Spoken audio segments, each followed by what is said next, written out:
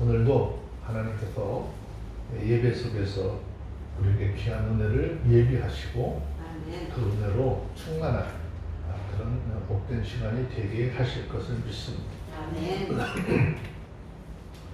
어떤 목사님이 이렇게 지방에 출장을 가다가 좀 휴게소에서 좀 급해서 화장실에 들어가셨대요.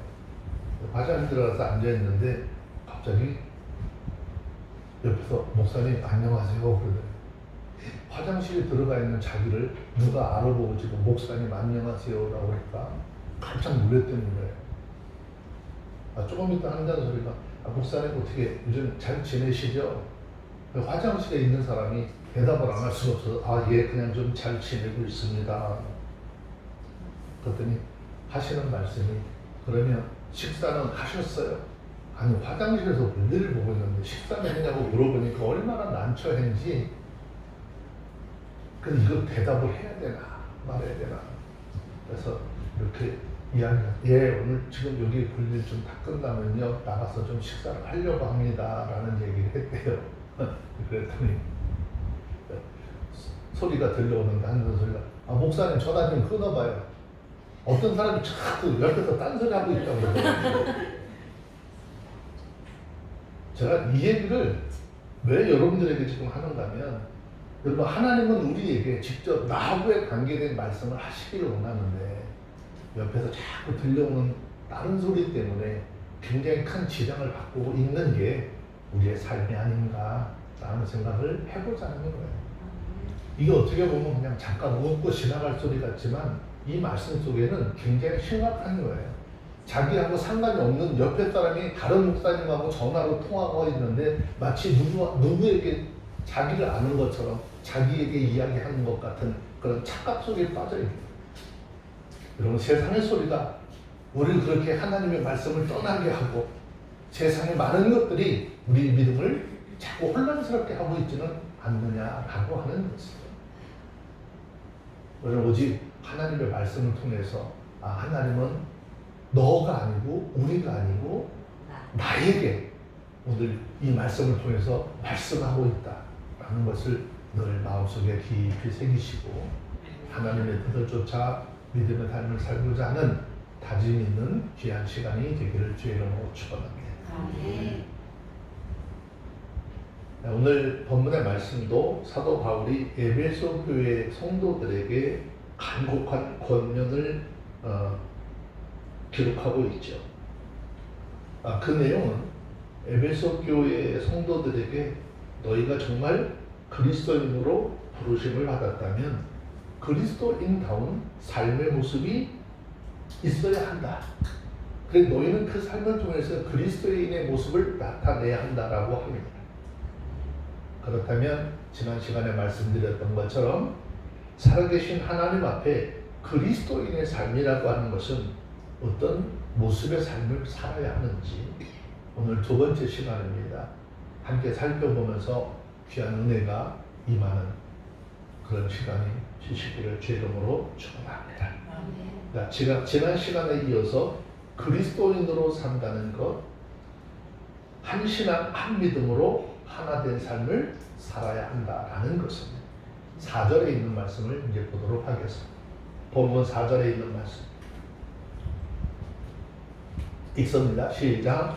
몸이 하나이요 성령이 하나이니 이와 같이 너희가 부르심의 한 소망 안에서 부르심을 이루니라. 여기서 몸이 하나요 성령이 하나라라는 말씀을 하셨어요. 이 말씀은 이 땅에 세워진 진정한 교회, 진정한 그리스도인들의 진면목이 무엇인지를 우리에게 확실하게 보여주는 말씀이죠. 그러면 과연 어떤 것이 진정한 교회이고 진정한 그리스도인의 삶일까? 우리가 생각하는 것처럼 그리스도인들이 모여서 열심히 예배하고 막 봉사하고 또 성도들이 열심으로 교회에 모일 때 이게 진정한 교회 모습이고 또 성도의 모습일까? 오늘 본문에서 사도 바울 통해서 말씀하는 게 성령이 하나라고 하는 이 말씀에는 지금 제가 설명드렸던 이런 모든 것들이 다가 아니라고 하는 의미가 내포되어져 있는 거예요. 다시 말해서 외형적인 교회의 모습을 갖추었다 할지라도 그것이 교회의 전부가 아니라는 말씀이죠. 그것을 아주 잘 보여주는 것이 바로 예루살렘 초대교회의 모습입니다. 예루살렘 초대교회에 열심히 모여서 예배했고 늘 기도했습니다. 얼마나 멋있었습니까? 사도들이 12명이나 있었죠. 120명의 문도가 있었습니다. 하지만 우리는 그것을 교회라고 이야기하지 않습니다. 그것은 분명히 역사적으로 교회의 시작이었습니다.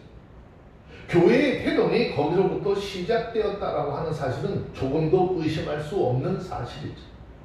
하지만 그것은 결코 교회의 온전한 모습이 아니었다라는 것이죠. 그럼 예루살렘 교회가 언제부터 진정한 교회가 되었을까요? 바로 오순절날 성령께서 성도들에게 임하면서부터 시작이 되었습니다. 우리가 잘 알고 있는 것처럼 사도행전 2장 3절의 말씀에 보면 오순절날 성령께서 마가의 다락방에 모였던 많은 사람들에게 임하게 되죠. 그때 말씀하기를 뭐랬죠? 불이 혀같이 갈라지는 형태로 각 사람 위에 임했다라고 설명하고 있습니다. 그렇다면 예수님께서 말씀하신 이 성령의 강림이 어떤 의미고 어떤 결과를 가져왔느냐 너무 중요한 거예요. 자, 사도행전 2장 4절을 보시면 성도들이 성령이 말하게 하심을 따라 말하기 시작했다는 거예요. 이건 교회 안에서 다른 사람 자기의 사견을 양보하고 자기의 뜻을 주장하려고 하는 것이 아니라 성령을 통해서 하나님께서 하시고자 하는 일, 그 말로 하나가 되도록 하셨다는 거예요. 그렇게 이렇게 성령의 인도함을 받아서 이후에 그들에게 나타난 봉사의 양상이 사도행전 2장 42절부터 47절까지 한번 잠깐 보고 갑시다. 사도행전 2장 42절부터 47절까지입니다. 시작. 저희가 사도의 가르침을 받아 서로 교제하고 떡을 떼며 기도하기를 전혀 힘쓰니라.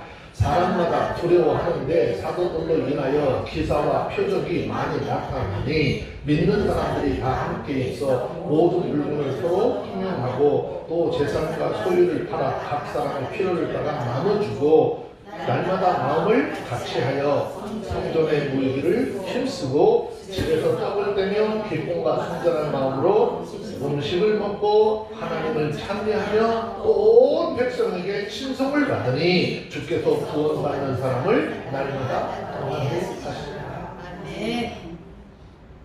교회가 외부에 있는 사람들에게 알려지고 교회에 속한 사람들을 통해서 날마다 구원받는 숫자가 늘게 하는 것은 사도들의 가르침을 받고 그 가르침에 순종해서 하나님의 영광을 나타내는 삶을 사니까 그를 보고 하나님께서 구원받을 영혼들을 날마다 더하게 하셨다라는 거예요. 아멘. 교회 모습들은 우리 믿음의 삶의 현 주소일 수 있다는 거예요.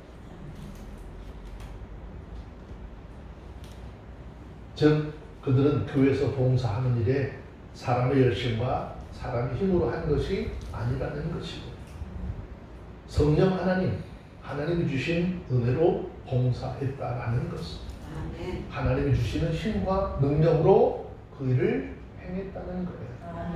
그러니 하나님이 주시는 힘과 하나님이 주시는 능력으로 했으니 거기에 내가 드러날 수 있을까요? 없는 것이죠. 자, 빌립보서 3장 3절에 있는 말씀 보세요.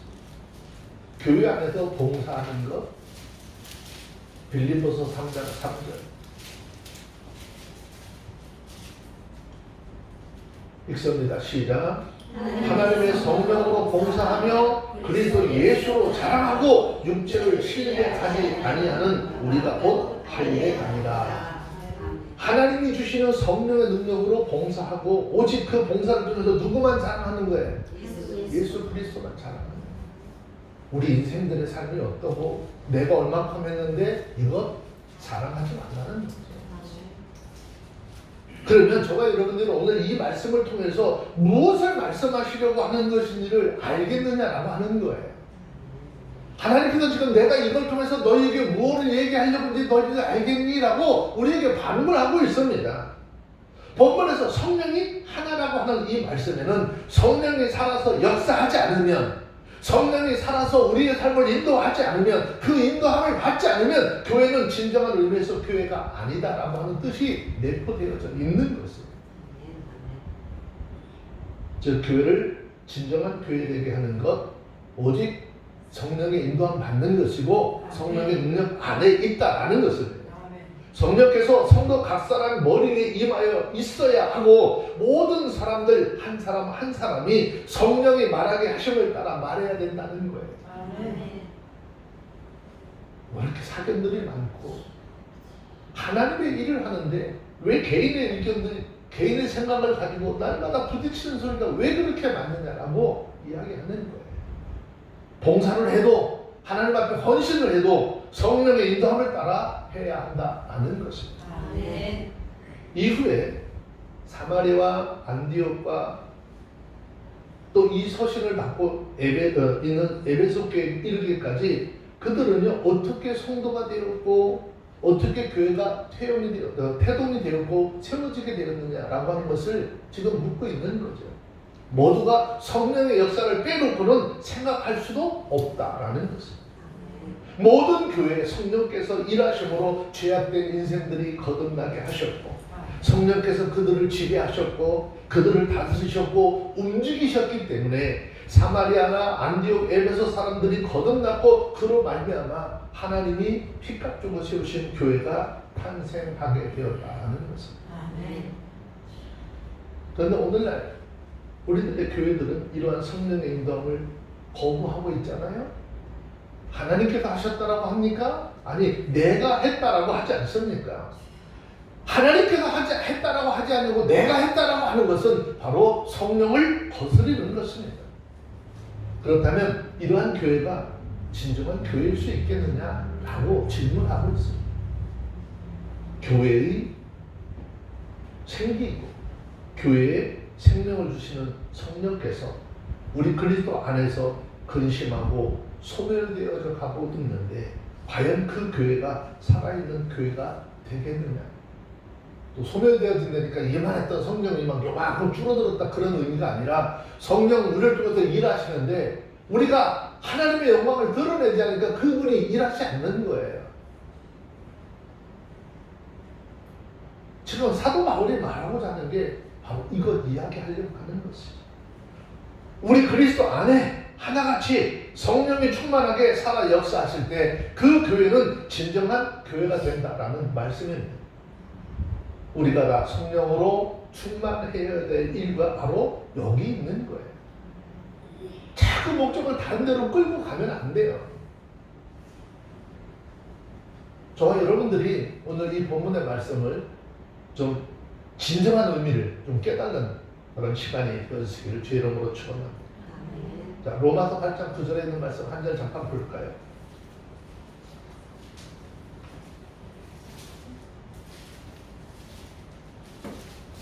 로마서 8장 9절.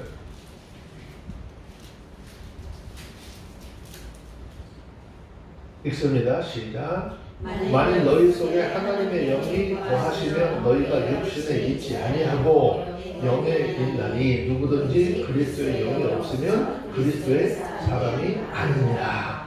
너희 속에 하나님의 영이 거하시면 너희가 육신에 있지 아니하고 똑같은 이야기예요.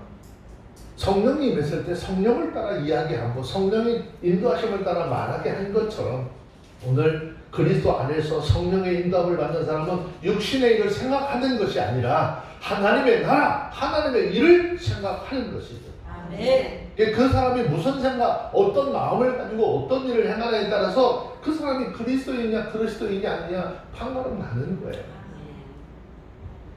우리는 다만 그 사람을 정죄하거나 심판할 그런 우리에게 주권이 없으니까 그렇게 하지 말라는 것이지. 우리는 눈으로 그런 사람들을 보면서 이해를 할 수 있고 알 수는 있다는 것이죠. 그런 사람들과 자꾸 더불어서 활동하지 말고 함께 하지 말라는 거잖아요. 하나님의 영광, 하나님 나라가 예수님께서 피 뿌려 세우신 그 하나님의 공동체를 깨트리는 일이기 때문에 그렇게 하지 말라는 거예요. 자, 그러면 왜 한 신앙 한 믿음으로 하나가 된 삶을 살아야 되고 한 믿음의 삶을 살아야 될까? 교회는 오직 예수로 말미암아 태동한 공동체이기 때문이다라는 것입니다. 아멘. 자, 에베소 4장 5절 말씀 내려가서 보겠습니다. 함께 읽습니다. 5절입니다. 시작. 주도 하나요, 믿음도 하나요, 세례도 하나이고. 아멘. 자, 이 말씀은 이 땅의 교회의 태동의 근거가, 즉 이 땅의 교회가 세워진 근거가 어디 있느냐, 그걸 설명하고 있는 거예요. 물론 사도 바울이 앞에서 에베소서 4장 4절에서 그것이 성령의 역사였다라고 말씀을 하셨어요. 오직 한 번 성령께서 역사하셔서 교회는 태동을 하게 되었고 모습을 드러나게 되었습니다. 그것은 재론의 여지가 없는 것이죠. 하지만 그것으로 교회 탄생한 배경을 완벽하게 설명을 할 수 있다라고 할 수 없는 것이죠. 과연 아무것도 없는 그런 상황께서 성령께서 어느 날 느닷없이 이 땅에 강림하심으로써 교회가 탄생을 했습니까? 아니에요. 성령께서 강림하시기 전에 분명히 무엇인가 준비되어지고 예비되어지는 과정이 있었다는 것이죠. 바로 그 무엇인가가 무엇인지를 설명하고 있는 것이 4절에 있는 말씀입니다. 그러니까 교회 태동의 근거를 향해서 보면 4절보다 더 본론적인 데 나가는 것이겠죠. 그렇다면 보다 진전된 원론적인 교회 태동의 근거는 구체적으로 무엇일까? 사도 바울은 여기서 이야기하는 것이 뭐죠? 주도 하나요, 믿음도 하나요, 세례도 하나라 하면서. 자, 이 말씀을 보면 각각 다른 것을 말하고 있는 것 같죠. 하지만 알고 보면 지금 하나를 이야기하려고 하는 거예요. 100마리 양 중에서 한 마리 잃어버린 양을 이야기하려고 하고 10개의 드라크마를 통해서 한 개 잃어버린 그 드라크마를 이야기하고 돌아온 탕자를 통해서 그 하나의 영혼, 하나의 자녀가 얼마나 귀한지를 설명하려고 하는 것처럼 여기서도 지금 그 이야기를 하고 있습니다. 바로 교회는 오직 예수 그리스도로 말미암아 태동이 되었고 그렇기 때문에 결코 이 교회는 해체되거나 분열되거나 나누어질 수 없다는 것이 3절의 묘지를 뒷받침하는 증거인 것이고 말씀인 거예요. 먼저 주도 하나라는 말씀을 주목해 보시길 바랍니다. 여기에 가장 오해되는 부분이 주라고 하는 말씀. 여기 주 그러니까 여기서 예수님이다 라고 하는 그런 견해도 있습니다. 물론 전체적인 결론면에서 보면 틀렸다라고 이야기를 할 수는 없겠죠. 하지만 본문에서 말씀하고 있는 것을 좀 더 정확하게 본다면 결코 맞는 해석일 수는 없어요. 그럼 여기서 말하고 있는 주라고 하는 정확한 말씀의 뜻이 무엇일까? 그것은 바로 문자 그대로 주인이라 그런 뜻이에요. 그러니까 교회의 주인은 오직 하나. 교회의 주인은 오직 하나? 주님이시라는 얘기예요. 예수님이 교회의 주인이시다라는 이야기인 거예요. 이것을 좀 더 정확하게 이해하기 위해서 사도 바울을 통해서 고린도 교회 성도들에게 전한 말씀을 한번 참고해 봐야 되는데 고린도전서 1장 12절 13절 말씀을 한번 보겠습니다.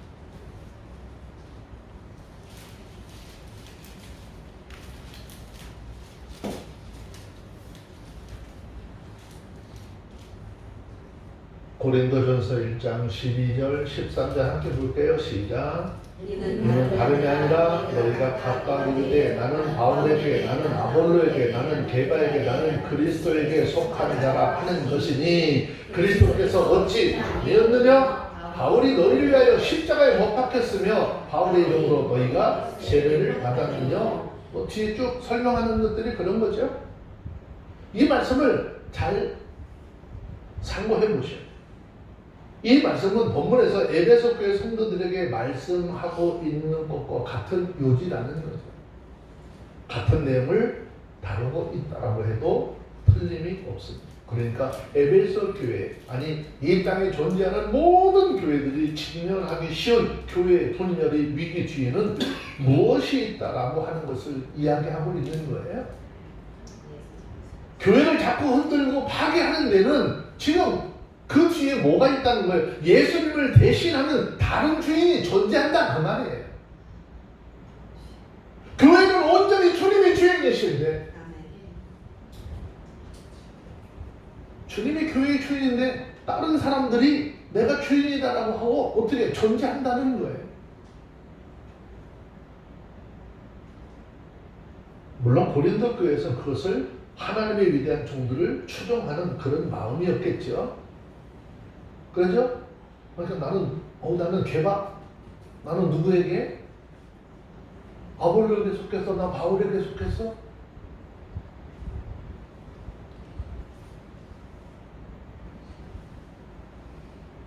목회자들 위대하다고, 나는 그 사람을 추종하고 따르겠다라고 하는 마음은 있었겠지.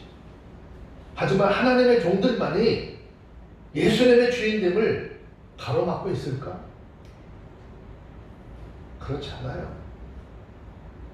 경우에 따라서는 나일 수도 있고, 나의 가치관이나 내가 생각하는 주장일 수도 있는 것이고, 또 세상의 권력이나 물질, 소중한 자식들일 수도 있다라는 것입니다. 중요한 사실은 결코 세상에 없는 것이라 할지라도 그러한 것들은 교회의 주인이 될 수 없다는 것입니다. 이유는 딱 한 가지입니다.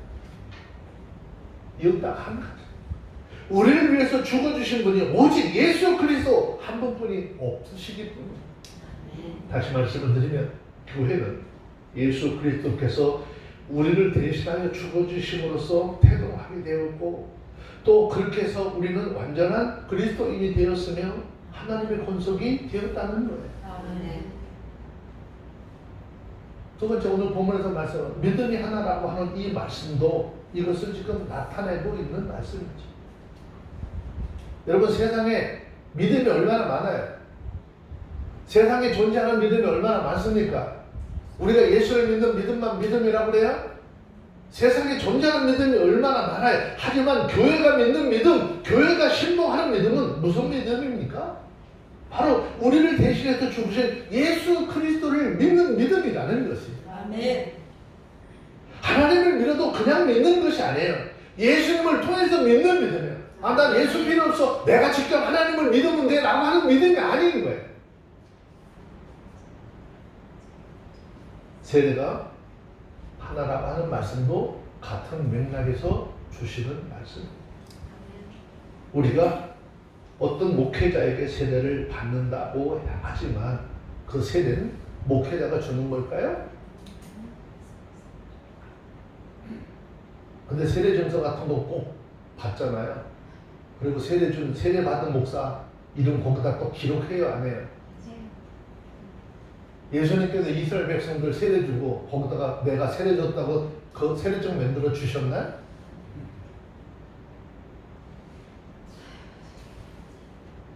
성경 속에서 이런 것 하나하나를 들여다보면 인간들이 얼마나 하나님의 위치에 앉아 있는지 다 볼 수 있는 거예요.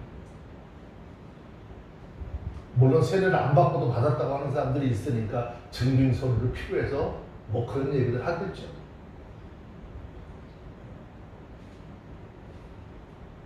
이 땅에 수많은 그리스도인들이 세례를 받는 것은 예수 그리스도의 이름으로 세례를 받는 것입니다. 즉 예수의 죽으심과 다시 사심에 동참하는 것이 여기서 말하는 세례가 하나라고 하는 말씀의 진정한 의미지요. 내가 세례를 받음으로 예수 그리스도의 죽으심과 부활하심에 나도 하나가 된 사람이다라고 하는 고백인 것입니다. 자, 로마서 6장 3절 말씀을 잠시 한번 보실까요?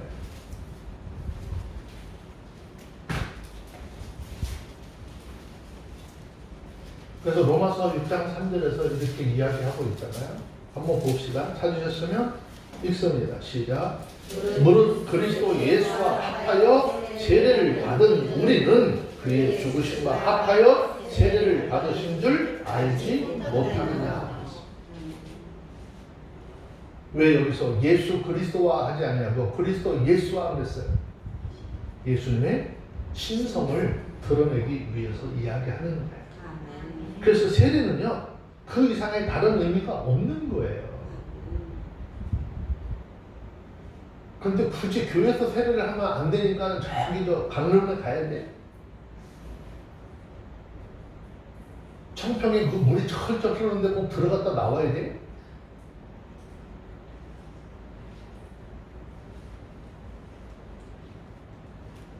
형식이 중요한 문제가 아니잖아요. 어떤 것을 통해서 내 마음속에 이거 지금 누구의 이름으로 주님께서 누구를 통해서 내게 이렇게 하셨다라고 하는 믿음이 중요한 거잖아요. 아멘.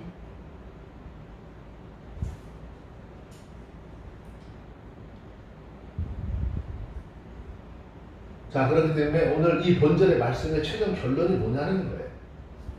교회의 유일한 주인은 예수님 한 분밖에 없다라는 것이에요. 아멘. 그러므로 예수님만이 교회의 주인의 자리에 있어야 하는 것이고, 우리는 다만 그분을 믿는 것이고 그 예수로 말미암아 존재하게 된다라는 거예요. 아멘. 주님이 계시기 때문에 내가 존재하는 거예요. 아멘. 주님이 우리에게 부활의 능력을 통해서 새 생명을 보여주셨기 때문에 그 주님을 통해서 받은 새 생명이 우리 가운데 있음을 알게 하는 것입니다. 아멘. 그러므로 저와 여러분들 앞으로 하나님께서 우리를 얼마나 살게 하실지는 잘 모르겠지만 남은 생에 교회 안에서 우리 신앙생활 안에서 예수님만을 존귀하게 여기는, 그리고 그분을 존귀하게 나타내는 저와 여러분들이 다 되어주시길 주의 이름으로 축원합니다. 아멘. 예수님이 왜 우리에게 중요하죠? 사도행전 4장 12절에서 말씀하는 이 말씀 때문에 예수님께서 우리에게 너무너무 중요한 거예요. 그분이 우리에게 생명이 있는 거예요. 아멘. 세상에 많은 사람들이 자기 이름으로 그것을 통해서 구원받을 수 있다고요? 아니요. 하나님께서는 사도행전 4장 12절에서 우리 인생들에게 구원을 받을 수 있는 길은 오직 한 길밖에 없다라고 말씀하는 거죠. 자, 봅시다. 사도행전 4장 12절 시작. 다른 이로서는 구원을 얻을 수 없나니 천하에 인간의 구원을 얻을 만한 다른 이름을 우리에게 주신 일이 없음이라 하였더라. 아멘. 근데 읽고도 아멘 소리도 안 하시고, 이 세상에 수많은 종교가 있고 이 세상에 수많은 무슨 뭐 생명으로 이끄는 것 같은 이야기들이 있지만 예수 그리스도를 통하지 않냐고는 그런 영원한 생명을 얻을 수 있는 길이 없다라는 것이에요.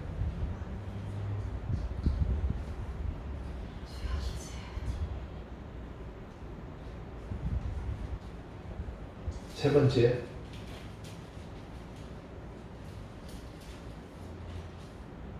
그리스도인으로서 부르심을 입은 많은 사람들은요, 삶의 환경, 그 다음에 생각들, 이런 것들이 다 다르죠. 그리스도인으로서의 삶을 사는 것, 하나님의 공동체, 믿음의 공동체인 이 교회에서 내적 갈등을 일으키는 일을 하지 말라는 거예요. 자, 6절에 있는 말씀 한 절 더 볼게요.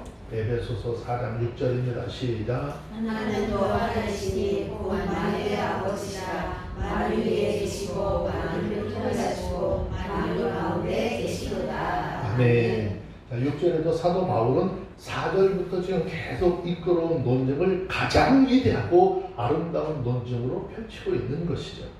자, 이 말씀 속의 핵심이 뭘까요? 하나님도 하나다는 것. 우리는 이 말씀이 하나님의 유일신 사상으로 하나라고 하는 것을 가르치는 것으로 생각하기 쉽지요. 그런데 지금 여기서 물론 그 자체만 놓고 볼 때는 분명하죠. 그런데 여기서 말하는 것은요, 사도 바울이 여기서 말하자고 하는 그 욕심, 핵심은요, 요지는 그거 아니에요. 만약에 잘못 그 생각으로만 있으면 지금 이 말씀을 통해서 말씀하시고자 하는 요지를 놓칠 수밖에 없어요.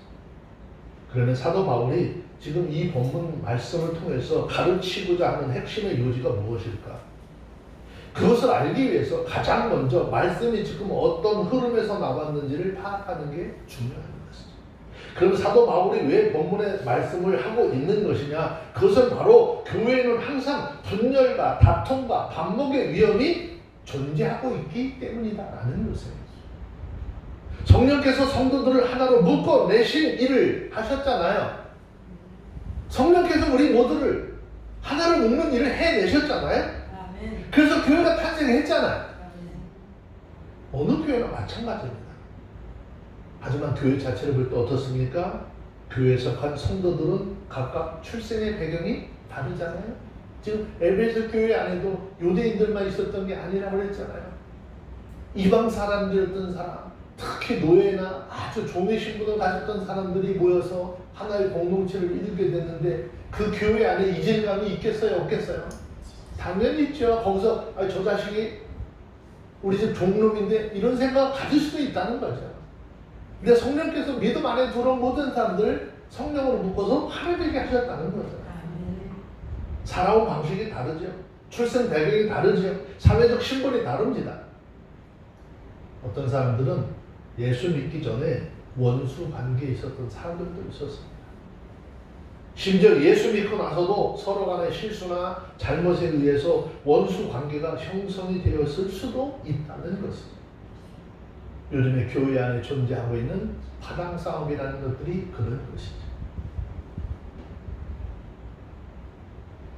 이러한 일들은 겉으로 드러나거나 발산되고 있지 않을 뿐 갈등과 번민과 미움과 시기가 지금 사람들 그리스도인들의 심령 안으로 계속 발전되어지고 들어가고 있는 거예요.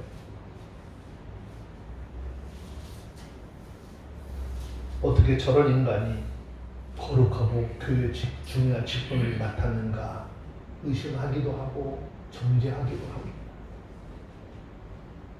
이론이 아니라 실제적으로 교회 안에는 항상 이러한 갈등과 반목의 위협이 생존하고 있고 지금 어떻게 전부 다 소멸져 있어요. 잠복해져 있어요. 어떤 사람들은 이런 일들을 보면서 어떻게 교회 안에서 이런 일이 있느냐라고 반문할 수도 있겠지. 만약 이런 갈등이 각자의 심령 속에 잠복해 있지 않다면 하나님께서는 이 사도 바울을 통해서 본문의 말씀을 기록하지 않으셨을 거예요.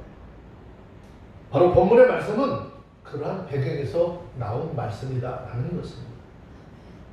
그러니까 이렇게 우리는 서로 다른 출신, 다른 관습, 다른 성향, 다른 지위, 다른 신분 등으로 인해서 때로는 서로를 의심하기도 하고 미워도 하고 비난도 하고 원망도 하고 불평도 하지만 이렇게 다양한 사람들을 그리스도인으로 부르신 하나님께서 어쩌다는 거예요? 우리를 부르신 그 하나님은 어떻다는 거예요? 자기 분열이나 갈등, 원망, 의심, 미움, 마음이 없으시다는 거예요. 그럼 교회 주인이신 그 하나님이신 절대 주권자이신 그분이 그러는데 우리는 당연히 그분의 뜻을 쫓아 살아가야 하겠죠. 우리 이 사실에 대해서 잘 깨닫게 되시길 바랍니다. 하나님이 계시기에 하나님이 보시기에 전혀 불완전하고 모순투성이이고 실수와 허물과 죄가 많은 나를 아무런 갈등 없이 하나님 죄지 않았어요. 계산하지 않으셨어요. 기쁨으로 부르신 것은 그 하나님께서 혹시 우리를 미워하시거나 의심스러워하거나 갈등을 하고 있을지를 모를 그 사람들을 부르심에 있어서 분열이나 의심이 없이 기쁨으로 부르셨다는 거예요. 아멘.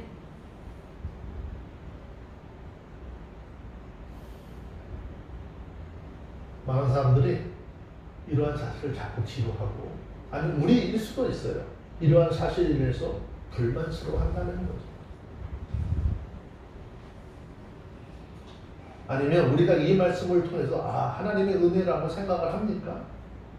결코 불만스러운 말씀이 아니라 정말 우리를 그런 가운데서 부르신 하나님 은혜이고 이웃을 미워하거나 의심했던 우리 자신을 좀 부끄럽게 만드는 그런 하나님의 말씀이죠. 내가 얼마나 못된 생각을 가졌고 내 마음이 얼마나 삐뚤어져 있는지를 여실히 보여주시고 드러내시는 말씀입니다. 사도 바울은 하나님께서 이와 같이 못난 마음을 가진 우리를 즉 교회 위에 계시다. 우리 위에 계시다라고 증거하고 있는 거예요. 하나님이 통치하고 있다라고 말씀하고 있어요. 즉 하나님은 이렇게 못난 우리와 같지 않으시다라는 거죠. 자, 욥의 고백을 한번 볼까요? 욥기 34장 19절.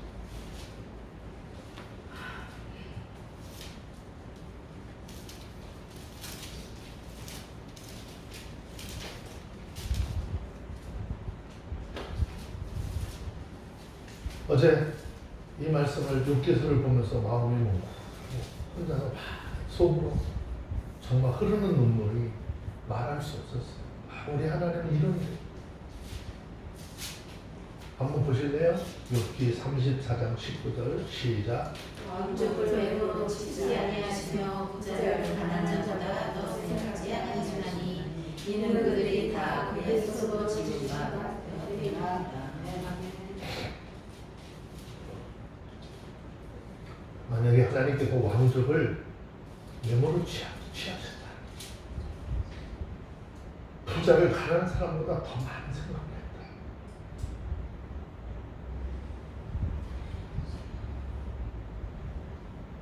그럼 이 땅에 우리들이 어떻게 설 수 있었을까? 부자의 개념은 다 상대적이잖아요. 절대적이지 않잖아요. 우리가 저 사람은 부자라고 생각하는 사람, 누군가에게 보면 가난한 사람일 수 있고, 우리는 나보다 저 사람이 잘난 사람이야 라고 하는데 잘났다고 생각하는 그 누군가에 비교하면 정말 못난 사람일 수도 있는 사람의 기준이에요. 하나님은 세상의 왕족, 외모로 잘난 모습으로 네가 얼마나 많은 걸 가졌니 적게 가졌니 이런 것으로 생각하지 아니하시고 다 하나님의 손으로 지으신 바 되니라. 각양각색의 자리에서 우리가 하나님 앞에 영광을 돌려야 할 목적이 그런 것이에요. 그런데 하나님께서 그렇게 못난 찌그러지고 깨지고 뒤떨어진 그릇과 같은 우리들을 어떻게 성령의 능력으로 모으시고 하나님과 화합하실 은혜를 주셨다는 것을. 아멘.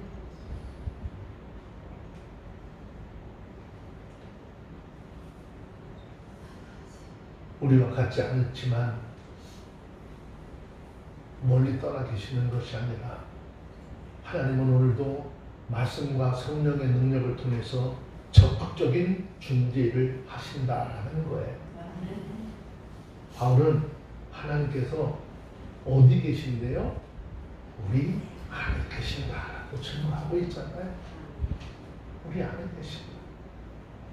이렇게 못났지만, 이렇게 부족하지만, 이렇게 연약하지만 그러한 우리들에게 하나님의 영광을 드러낼 수 있도록 해주신다는 말씀이죠.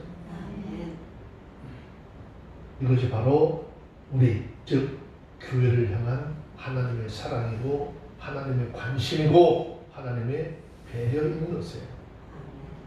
우리가 누구로부터, 아니 하나님으로부터 이렇게 큰 배려를 받고 있다면 우리도 이 땅에 살아가면서 내 주변에 사람들에게 배려를 할 수 있는 그런 마음들이 있어야 돼요.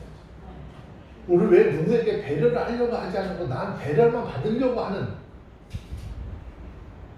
이게 아주 길들여진 우리의 마음인 것 같아요.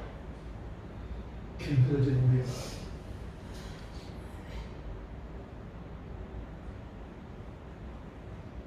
그런데 하나님은 우리에게 끊임없이 배려해 주세요.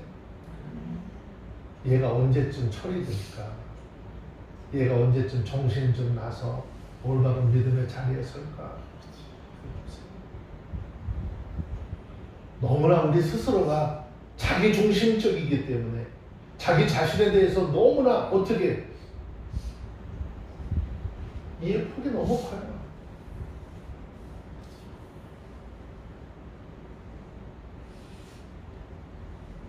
말씀의 결론적인 것은 그런 거예요. 우리는 예수 그리스도 안에서 한 지체요, 한 몸이라고 하는 사실을 알고 믿음 안에서 교회가 하나 되는 일에 방해되는 그 어떤 생각과 말과 행동 하지 말라는 거예요. 그리고 예수 그리스도를 중심으로 우리 가운데 일하시는 성령을 중심으로 연합하는 일에 적극적으로 참여해서 한 교회 공동체로 속한 사람의 의무를 잘 감당해야 된다라는 말씀을 하고 있는 것입니다. 그래서 우리 교회도 그리스도인들 성령이 하나 되게 하신 것을 힘써 지키는 아름다운 신앙의 공동체가 될 수 있도록 힘쓰는 저와 여러분들이 다 되어주시기를 주 이름으로 축원합니다. 기도하겠습니다. 하나님 감사합니다. 왜 우리가 예수 그리스도 안에서 하나가 되어야 하고 우리가 왜 예수 그리스도 안에서 한 소망과 한 믿음을 가지고 나가야 하는지 말씀을 통해서 귀한 것을 깨달았습니다. 하나님 동행하시고 예수 안에서 성령의 인도하심을 따라 성령의 말하게 하심을 따라 같은 말, 같은 뜻, 같은 소망을 가지고 살아가는 모두가 되게 하여 주시옵소서. 우리 주 예수 그리스도의 이름으로 기도합니다.